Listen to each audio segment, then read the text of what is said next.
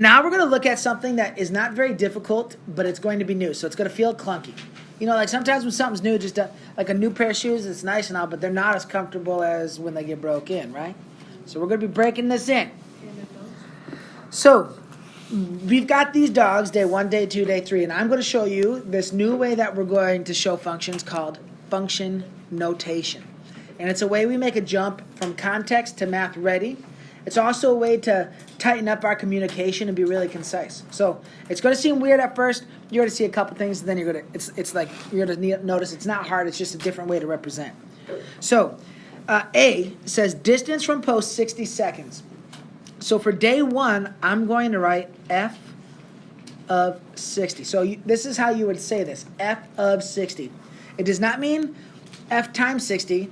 In function notation, which we're using now, mathematicians use function notation, this says the function of 60, f of 60. And in context, we practiced this last class.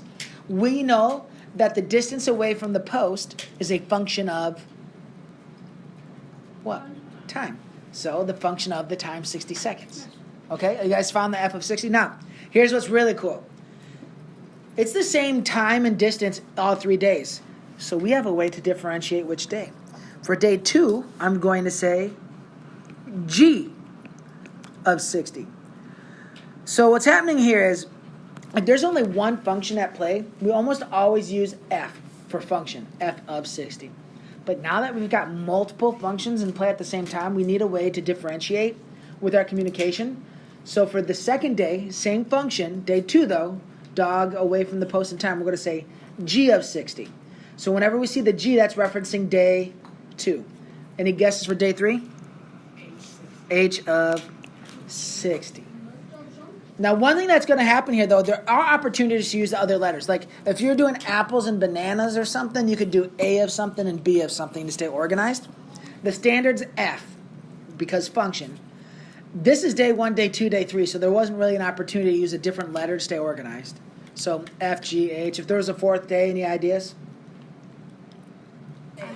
I maybe. I mean, you could do A as long as, but generally, this is just a general thing you'll see a lot. Okay, so distance when the owner left. So I know my function is f for day 1, f of what? So what goes in for when the owner left, do you think? 60, I'm hearing? Time. Okay, so this is the function of time. How much time was there when the owner left?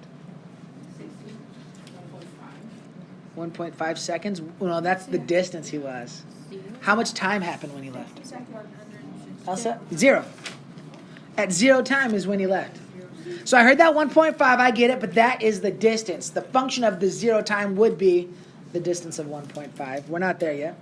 Okay, so for day 2, when he left, G of 0. So when he left for the second day. And day 3, when he left, H of 0. Okay, and for the third one, the distance, 150 seconds. So how do I know it's day 1? F of 150. I got G of 150. I got H of 150. Again, see, do you see how you can like generalize it? But I want you to understand the function of the distance is time. The function of time, so F of time. Okay. Now we're going to take it the next step. All these function notations can make equations. So please take your attention to right here. The G of 120 equals 4. So what does the G tell us? At 120 seconds, it's 4. Oh, the G. What does the G tell us? It's the second day. Second day. So the function of time. So how much time on the second day are we referencing? 120 seconds. 120 seconds. And what does that 4 tell us? Feet. Feet away. So the reason we're learning how to do this is, would you rather write this after you already know the context, or this? Yeah. So it's math ready. It's a way we communicate that's concise. We know the day, we know the time, we know the feet away, boom, boom, boom, right there. Okay? So that's why we're doing function notation. So I read this, since I know the context, at 120 seconds on day 2, the dog is 4 feet away.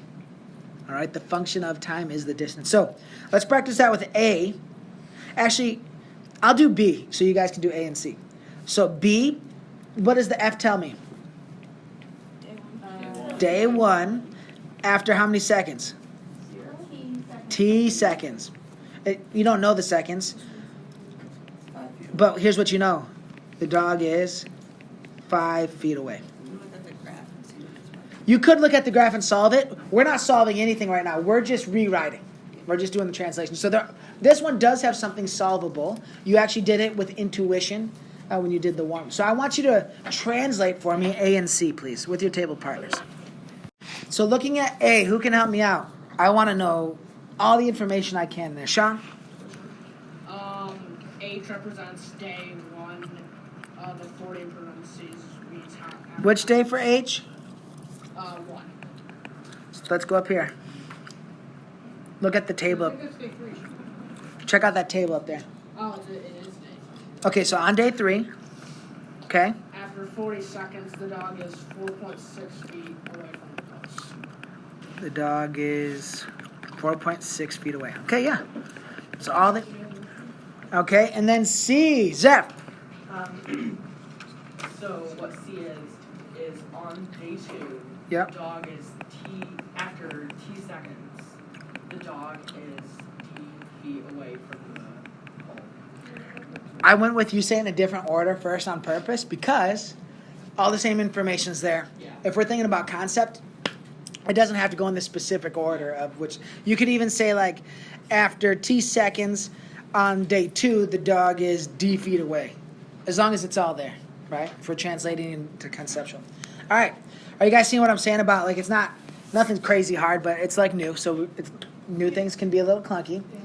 But just know, would you rather be writing the things in that side or this or left side or right side there if you had to do it over and over? Yeah, so we're finding a way, as we've seen a lot of times this year, to use communication to be more efficient when we do math, right? If we can be quicker, more efficient, more organized. Cool, let's practice this a little more.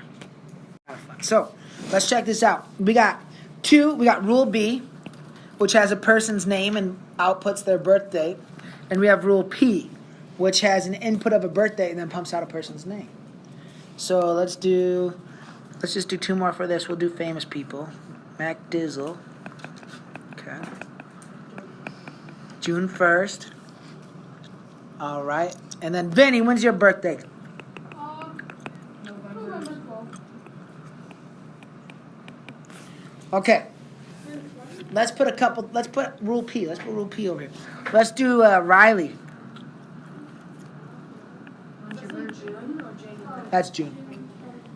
What is it? June 2-3. Okay. And let's do this person.